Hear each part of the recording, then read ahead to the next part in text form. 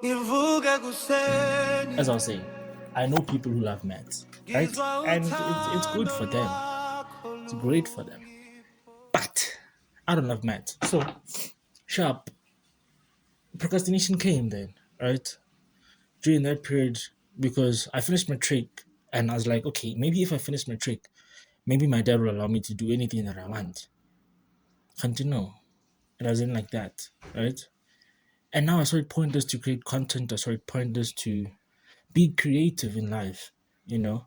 Like, instead of using a white canvas and doing stuff on it, like, I just let it be, like, like a bit so. And I also think creative burnout as well. But I got to realize, Uti, all of these things that I'm mentioning now, honestly speaking, are excuses. It's not a problem, it's an excuse. Procrastination is an excuse.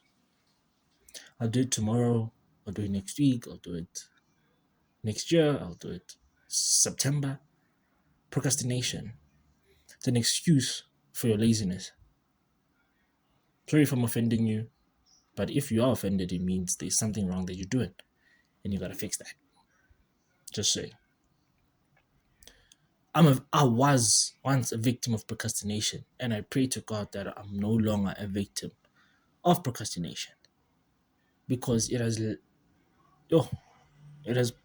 laid me on my back, looking at the ceiling and asking myself, what can I do? And nothing comes to mind.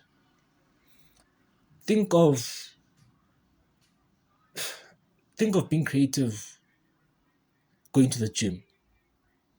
If I go to the gym every day, by the end of the week, I'll already be used to certain mechanisms and etc. Right? Certain stretches, certain workouts, and etc. I'll be already used to them because I've been doing it consistently, Monday to Sunday. But procrastination comes now. See, nah, you don't have to go to the gym, you go tomorrow. You don't have to go to the gym, you go next week.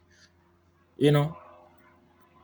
Then, when you go to the gym, when you hit the gym again, you realize, Uti, I've lost shape, I've lost touch, I don't know how to use my techniques anymore, I don't know any techniques anymore, or whatever the case may be, because of procrastination. Because I'm like, now, I'll do it tomorrow, I'll do it then, I'll do it. So think of being creative, think of it as going to the gym. Because being creative, it requires you to be creative every day. Shooting pictures requires you to shoot pictures every day. Videography, cinematography, it requires you to be a cinematographer every day. In South Africa, you say cameraman. It requires you to be a cameraman every day. To be an editor, it requires you to be on the screen every day. It requires you to edit every day. Even if you don't have anything to edit, just shoot something pointless and just edit it and make it cool. It's not a must that you must polish your skills only when you have a project. Make a project for yourself. Even if it's not going to be seen by people, but for you to polish up your skills, for you to know how to use that app, that software. Produce your own project. Don't wait for somebody to give you a call and be like, Dumisho, I need a wedding photographer for my wedding. Come. Don't wait for that. I did, and I regret, because now it's like I'm going back to square one and relearning everything that I once learned. But thank God I'm a fast learner, so ngibambile. But then most of you are not fast learners. And it's not that I'm picking on you or whatever. But then it's not everybody who is the same, obviously. Our creative juices come in different ways. Some come through inspiration. Seeing a poster from a church and you're like, oh, I want to do that. Seeing this from a church, you're like, oh, I want to do that. Seeing this from a creator, I want to do that. Same as me. All of this that I'm doing in life, okay, not in life, but like creative life, I saw it from Tato Rampedi. Not to lie, not to juta anybody. I saw it from Tato Rampedi. Those who know Tato Rampedi, you know Tato Rampedi, right? He's a content creator, businessman, he has a podcast and he's vlogging. And I saw that. And mind you, he's 9 years older than me. But I'm like, for me to reach where he is, let me start now. Tato started at a young age, you know. I'm not sure what, 18, 19, 20, somewhere there. He started then. And I also started when I was 16, but then I deleted my videos, and all of that because of this thing that I had in my mind. It's pointless for me to create content if I won't be supported. But then I got to realize it's not about being supported. It's about you making a name for yourself, whether people support you or not.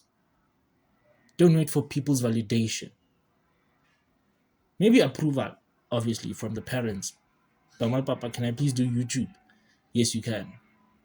Right? But don't seek validation. Don't seek for them to say, oh man, that's a good project. Yes, it is good to hear your parents say, yo, that's a good project. It's good for you to hear your siblings say that, or your peers and whatever. But let that not be the reason. May your content be a message that you want to put across. Really not to be to prove a point. Put a message across and not put a point across. Don't prove a point. There's no need for you to prove a point to anybody. You are creative.